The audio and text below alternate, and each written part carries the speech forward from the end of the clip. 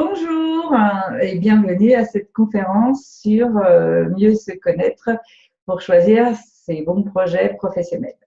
Donc, je me présente, je suis Hélène Thomas, je dirige la société L-Énergie depuis 7 ans. Donc, je suis tantôt coach, tantôt consultante, tantôt formatrice, le titre importe peu. Mon activité, moi, ce qui compte pour moi, c'est d'aider les gens à prendre conscience de la personne qu'ils sont, à vraiment apprendre à se connaître, pour pouvoir choisir, faire des choix professionnels qui leur correspondent. Et donc, une fois qu'ils ont choisi, à les accompagner, je les accompagne à la mise en œuvre de ces choix, qu'ils soient entrepreneuriaux ou qu'ils soient salariaux. Après, voilà, j'ai des techniques et des outils pour les accompagner. Donc, il y a une partie coach où effectivement, par différents questionnements, je vais les amener à prendre conscience de qui ils sont, de comment ils fonctionnent et de qui ils veulent. Et deuxièmement, je prends une casquette de consultante, ou je peux la prendre directement si les gens ont déjà travaillé la première partie, pour vous aider par différentes techniques, vous transmettre des outils pour soit développer votre entreprise, soit rechercher le poste qui vous convient. Et donc, je suis aussi formatrice. Alors, pourquoi? Parce que je vous accompagne de 3 façons. Je vous accompagne de façon individuelle, donc en face à face, soit physiquement en présentiel si vous habitez l'Essonne, puisque c'est là que j'habite, soit par Skype, n'importe où dans le monde, du moment que vous parlez français. Deuxième façon de vous accompagner par des ateliers en présentiel, donc aussi dans l'Essonne, ou ça peut être sur Paris, donc ateliers en petits groupes, là plus sur vraiment des outils, des techniques, donc de la transmission d'informations. Et puis troisièmement, donc en toute autonomie, c'est-à-dire avec des programmes en ligne, tels que celui que je vais vous présenter à la fin de ce webinaire. Donc là, j'en ai déjà un qui s'appelle Créer de nouvelles offres pour attirer plus de clients, et puis celui que je vais vous présenter tout à l'heure qui s'appelle 12 jours pour mieux se connaître. Donc, alors, nous allons rentrer dans le vif du sujet. Alors, la connaissance de soi au service de son projet pro, ou mieux se connaître pour choisir ses projets professionnels. Alors, déjà, qu'est-ce que c'est que se connaître? D'accord? Alors, se connaître, c'est savoir comment on fonctionne, savoir ce qu'on aime, savoir qui on est, connaître ses différents traits de personnalité, donc ses valeurs, ses moteurs, ses compétences, ses talents, ses qualités, ses défauts, ses limites, ses axes de progrès, on peut l'appeler comme on veut, ses rêves, ses ambitions, ses moteurs, ses besoins, etc. Enfin, vraiment, tous les aspects de sa personnalité. Et donc, à quoi ça sert? À quoi ça sert de bien pouvoir se connaître? Donc, je vous l'ai dit, ça sert à faire des choix. Alors, moi, j'axe mon métier sur les choix professionnels. Bien évidemment, la connaissance de soi, ça sert à chaque fois qu'on fait un choix, qu'on a un choix à faire dans sa vie. Donc, faire des choix qui nous correspondent et qui correspondent à qui on est vraiment, et non pas qui correspondent à des mauvaises croyances, qui correspondent à ce qu'on nous dit, qui correspondent aux désirs des autres, etc. On devient libre et indépendant de ses choix, plus on se connaît. Ça sert à développer la confiance en soi. Alors, la confiance en soi, c'est un gros souci. C'est quelque chose c'est un chemin de vie, je dirais. On la développe peu à peu, mais on la développe par la connaissance de soi, c'est-à-dire l'analyse de son fonctionnement et donc la découverte, entre guillemets, de la façon dont on fonctionne et de tout ce qu'on sait bien faire, de tout ce qu'on a déjà fait. Ça permet d'ancrer, on a conscience, on prend conscience de comment on fonctionne et de qui on est, et on a donc de quoi en être fier, et on est ainsi plus confiant en soi. Ça permet de savoir parler de soi.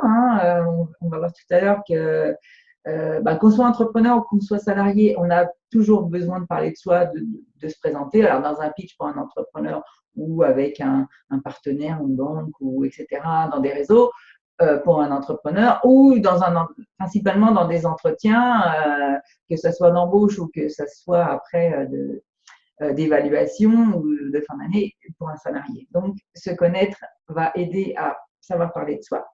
Donc, être à la bonne place, bien évidemment, parce qu'on a fait les bons choix. Ça permet d'utiliser ses capacités au mieux, puisqu'on les connaît, on les maîtrise, donc on va plutôt aller vers des champs qui vont nous permettre de les utiliser plutôt que de se mettre en difficulté. Ça permet de s'accepter comme on est. qui est une bonne chose. Et ça permet de développer son authenticité. Alors là, ça me vient à l'esprit que c'est plutôt pour les entrepreneurs, hein, parce qu'on sait qu'en communication, qui est un des nerfs de la guerre de l'entrepreneuriat, plus on est authentique et plus on va pouvoir attirer les clients qui nous correspondent, donc avec qui ça sera plus agréable et plus facile de travailler.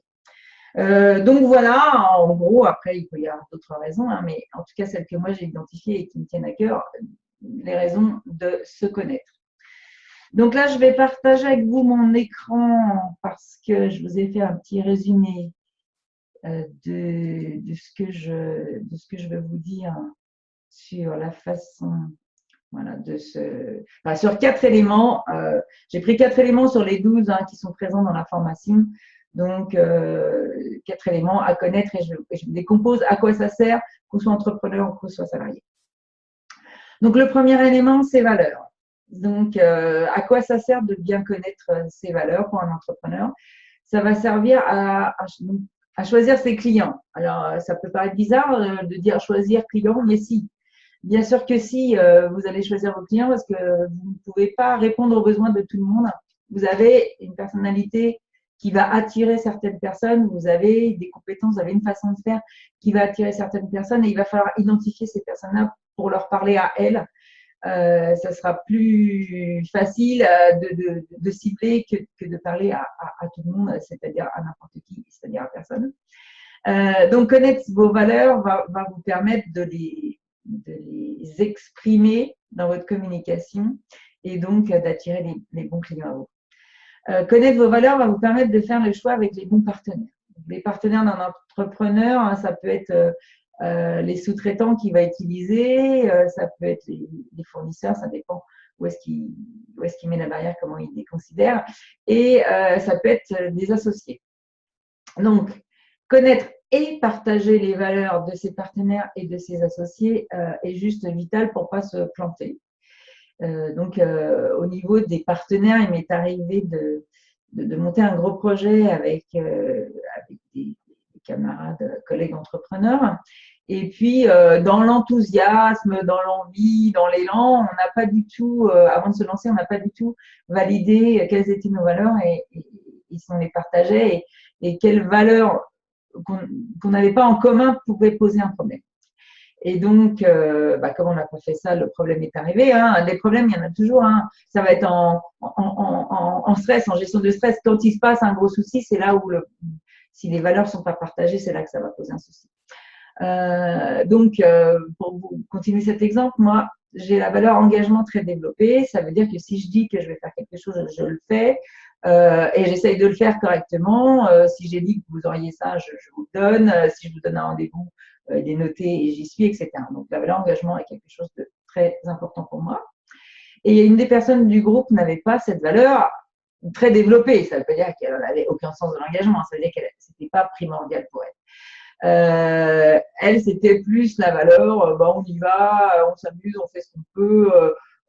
Voilà, on est optimiste, mais bon, l'essentiel, c'est de participer et de commencer quelque chose. Donc, au moment où on a un peu manqué de temps, c'était la dernière ligne droite et tout, et puis que les choses n'étaient pas encore totalement mises en place, se sont heurtées nos deux valeurs et vision des choses. Et c'était pas possible. Pour moi, on s'était engagé, on devait bosser comme des folles et puis faire ce qu'on avait dit qu'on ferait, coûte que coûte, voilà. Et puis l'autre personne, non. Donc, ça a créé quelques frictions. Deuxième chose sur laquelle je voudrais attirer votre attention au niveau des entrepreneurs, c'est l'association. Si vous avez par exemple une personne dont la valeur est l'argent, c'est-à-dire qui s'associe avec vous et qui crée une entreprise pour gagner beaucoup, beaucoup d'argent, et que vous, votre valeur, ça peut être vous qui avez l'argent et l'autre qui a l'autre valeur, et que vous, votre valeur, c'est plus le temps, c'est-à-dire je veux avoir du temps pour mes enfants, pour mon équilibre vie pro, vie perso, pour mes activités extra-professionnelles et tout. L'argent, évidemment que je veux en gagner, mais c'est pas une de mes valeurs principales et j'ai pas envie d'en gagner des milliers et des cents. Vous imaginez bien qu'il y a un moment où ça va frotter. Parce que celui qui veut gagner beaucoup va vouloir beaucoup travailler, beaucoup produire, beaucoup être présent. Celui qui veut du temps, il dit mais non, moi, voilà, on gagne assez, ça suffit, j'ai pas besoin qu'on développe plus. ça va bien avec mon équilibre. Et donc là, ça va faire un clash et qui mènera certainement à la séparation. Je vais passer aux salariés maintenant. Donc, pour le salarié, connaître ses valeurs, ça sert à quoi? Ça sert à choisir l'entreprise dans laquelle vous allez signer un contrat, accepter de travailler et les activités qu'elle mène. Donc voilà, alors, j'ai oublié de postuler. Enfin, je pose un postulat de base concernant les salariés. On a le choix. Pour moi, on a le choix. Hein. On ne doit pas accepter n'importe quel job, n'importe où, dans n'importe quelle entreprise, parce que de toute façon, après, ça se finit mal. C'est pour ça que tant de salariés sont mal au bureau. Ça peut être lié à des changements dans l'entreprise. Hein. Au départ, c'était bien. Après, ça se passe mal. Mais si déjà au départ, on ne valide pas tous ces éléments, on part quand même avec un handicap et on a des chances qu'il y ait un moment où ça frotte et que ça se passe mal. Donc, les valeurs, ça permet de choisir voilà, l'entreprise et les activités. Ça veut dire qu'il faut vérifier. Alors, les entreprises ont quand même pour habitude d'afficher des super belles valeurs. Il faut aller gratter un peu, creuser pour voir si elles sont vraiment respectées, donc tant au niveau de la gestion des salariés, des relations, que la gestion avec les fournisseurs, avec les clients, des produits et tout. Voilà, vérifier. Je vous invite à vérifier avant comment ça se passe dans la réalité pour ne pas être déçu après et vous rendre compte que vous avez fait un mauvais choix. Deuxième élément, les compétences et les talents. Donc là, j'ai écrit un article sur compétences et talents que vous pouvez retrouver sur ma page Facebook, sur mon profil Facebook, sur mon LinkedIn et très, très bientôt sur mon site internet, donc www.lnrj.fr. Donc les talents, c'est vos super pouvoirs, en fait, les choses que vous faites facilement, avec plaisir, sans aucune difficulté, dans n'importe quelle situation. Voilà. Donc, pour un entrepreneur, connaître ses compétences et ses talents va lui permettre de définir les offres qu'il va proposer. Parce que c'est mieux de proposer des offres où vous êtes super bon que des offres où il va falloir que vous appreniez les trois quarts des choses pour arriver à être bon. Hein, vous êtes en concurrence avec d'autres entrepreneurs qui font la même chose que vous. Il va falloir vous différencier. Donc, c'est connaître ses talents, c'est exprimer son facteur de différenciation. Pourquoi on choisirait vos offres? Pourquoi on achèterait chez vous ou votre produit plutôt que chez l'autre? Eh ben, cette réponse, vous allez la puiser dans l'identification de vos talents. Au niveau du salarié, connaître ses talents et ses compétences va vous permettre de choisir le poste et les missions. Hein, c'est mieux si elles correspondent à ce que vous savez faire. Et ça va vous permettre en entretien de démontrer que vous êtes la bonne personne parce que justement, vous n'avez pas juste la compétence pour réaliser ces missions, c'est votre talent. Donc, vous allez le faire plus rapidement que les autres, mieux, facilement, avec plaisir, donc motivé, tout ce que recherche un employeur. Les moteurs et les besoins, donc c'est pareil, ça va aussi permettre de définir vos offres. Ça va aussi permettre de définir votre organisation du temps en tant qu'entrepreneur. Je vous donne un exemple pour que vous compreniez ce que je veux dire. Moi, j'ai un de mes besoins, c'est d'apprendre. Ça veut dire qu'il faut que dans mon temps d'entrepreneur, dans ma semaine, dans ma journée, dans mon mois, après c'est à moi de le répartir comme je veux, il faut que j'ai un temps où je vais apprendre des choses. D'accord? Donc, soit un temps pour pouvoir lire des livres, un temps pour pouvoir regarder des vidéos, des articles, ou un temps pour me former. Tout ça, c'est apprendre.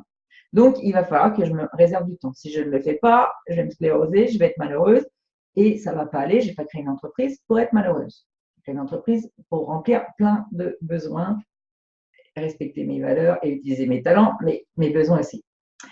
Ça va donc déterminer aussi l'organisation de votre entreprise. Donc, si quelque chose n'est pas un de vos moteurs, que ça ne vous satisfait pas de le faire, il serait peut-être bon de penser à le sous-traiter. Donc, connaître vos moteurs, vos besoins va vous permettre aussi d'organiser votre entreprise. Et puis, ça va vous permettre de définir votre mission. Alors, j'ai oublié, oui, tout à l'heure, je vois dans les valeurs, vos valeurs vont vous permettre de définir votre mission. Donc, vos valeurs, vos moteurs et vos besoins aussi. Donc, votre mission, c'est quoi? C'est souvent un grand mystère pour les entrepreneurs qui se lancent. Votre mission, c'est ce que vous avez envie de transmettre au monde, le message que vous avez envie de transmettre au monde. Et puis, du coup, avec vos besoins, ça va vous donner la façon dont vous avez envie de le transmettre, en fait. D'accord? Donc, Identifier vos valeurs, vos besoins pour votre mission. C'est ça. Qu'est-ce que j'ai envie de transmettre? Comment j'ai envie de le transmettre?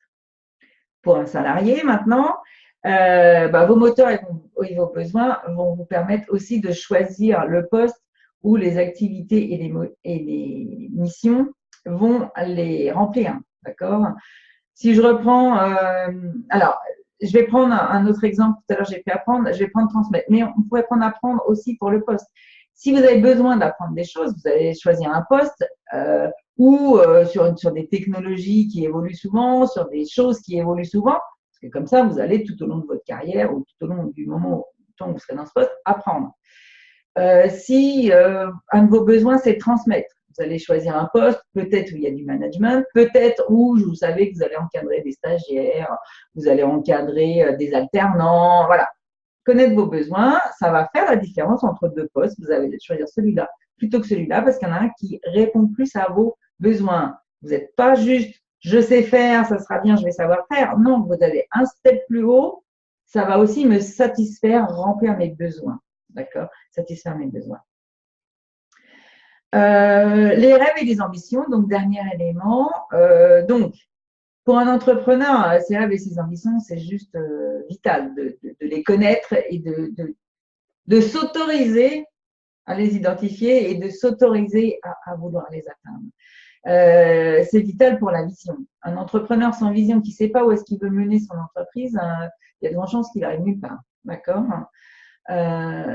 Donc, vos rêves vont vous emmener vers votre mission et votre vision. Donc, votre vision, c'est qu'est-ce que j'ai envie d'apporter au monde? J'ai envie que tout le monde soit heureux, j'ai envie que les gens prennent soin de leur santé, j'ai envie que les gens se sentent bien professionnellement, ce qui est finalement ma mission, etc. Vos ambitions, par contre, elles vont vous donner votre vision, c'est-à-dire où est-ce que je veux mener mon entreprise. J'ai envie d'avoir une entreprise avec 50 salariés qui fait 1 million de chiffre d'affaires sur 3 continents. J'ai envie d'avoir, et à contrario, ma vision, j'ai envie de rester solo entrepreneur, de faire un chiffre d'affaires de 100 000 euros par an et d'avoir des partenaires de confiance avec qui je développe aussi cette entreprise. Il n'y a pas de bonne ou de mauvaise vision. Il faut être honnête avec soi, il faut travailler ses rêves et ses ambitions. Et voilà. Pour un salarié, ça va être la même chose. Il faut connaître ses vraies ambitions. Moi, j'ai envie d'être calife à la place du calife dans 5 ou 10 ans. Et ben, tout au long de ma carrière, je vais choisir les postes qui me permettent de gravir les échelons et d'être calife à la place du calife. D'accord? Mon ambition, moi, c'est juste d'avoir un job qui me permet de faire 35 heures et d'avoir du temps, on revient au temps, d'avoir du temps pour moi, de pouvoir faire des activités le soir, de ne pas être stressé le week-end et tout. Et c'est parfaitement légitime. Et ben non, je vais choisir un poste où j'aurai pas trop de responsabilités. On va pas me demander tous les 3 ans de monter encore des échelons et tout. Et une entreprise qui me permet ça. Et je vais faire le bon choix pour moi et pas parce que dans la vie, il faut toujours devenir calife à la place du calife, etc. Donc voilà, 4 des 12 éléments que je propose de travailler dans le programme. Donc je vais couper, comment est-ce que je fais ça? Je vais arrêter le partage d'écran. Alors, je reviens là. Non, pas du tout, je reviens là. Oh là là! Oh là là!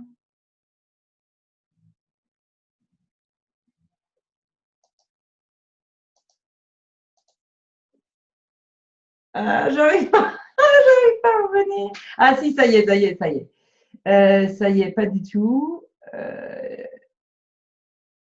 Ah si, j'arrête le partage. Ça y est, c'est bon. J'ai arrêté le partage d'écran.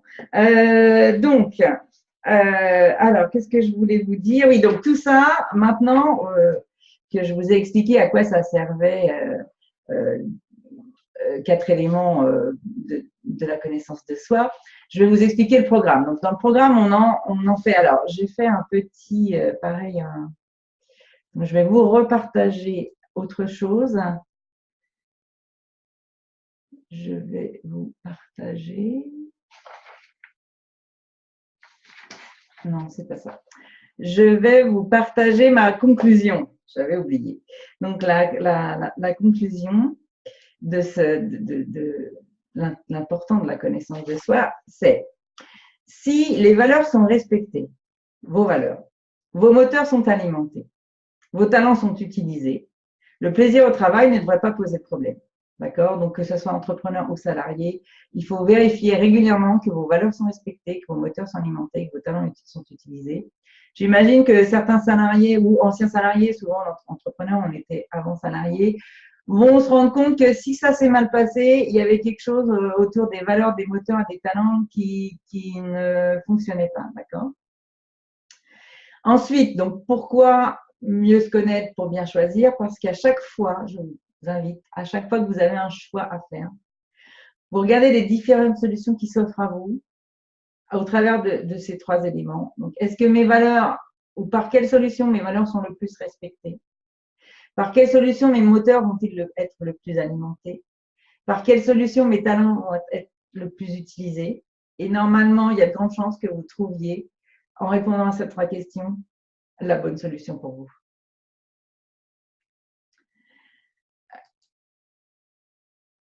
Alors, donc maintenant, je vais vous parler du programme. Donc, le programme, c'est donc 12 vidéos sur 4 semaines, donc à raison de 3 vidéos par semaine. Donc, une le lundi, une le mercredi, une le vendredi. Donc, une tous les 2 jours, ça vous donne 48 heures pour travailler chaque élément, c'est quand même pas mal. Ensuite, donc c'est deux conférences comme celle-là, donc avec Zoom exactement pareil. 2 conférences questions-réponses, hein, donc ça sera le premier samedi au bout de 2 semaines et le deuxième samedi donc, qui clôturera cette formation. Donc une conférence, un appel comme ça, un échange d'1 heure où vous pourrez me poser des questions et je répondrai. Donc, sachant qu'on se voit, hein, vous me voyez, je vous vois, c'est pas comme juste un webinaire de conférence. Vous apparaissez dans l'écran, vous posez vos questions. C'est vraiment comme si on était en face à face en fait, hein, mais à plusieurs. Donc, ça démarre le 22 janvier. Ça finit le 17 février, donc par ce dernier live questions-réponses un samedi matin.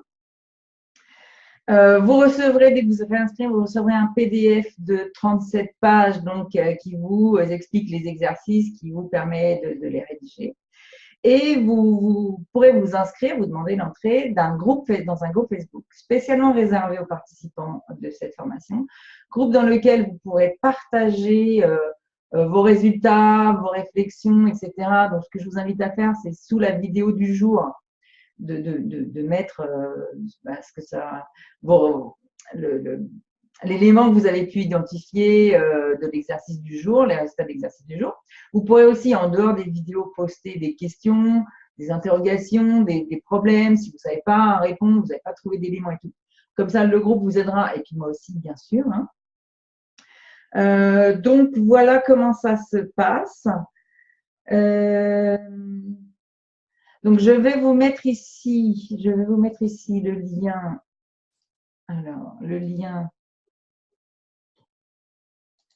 Là, je vous mets le lien. Voilà. Ça, c'est le lien pour vous inscrire à la formation. Donc, voilà.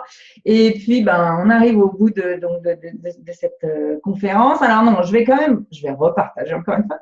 Je vais vous faire un petit partage vous montrer rapidement le PDF, en fait. Donc, voilà. Donc, voilà, c'est un cahier d'exercice.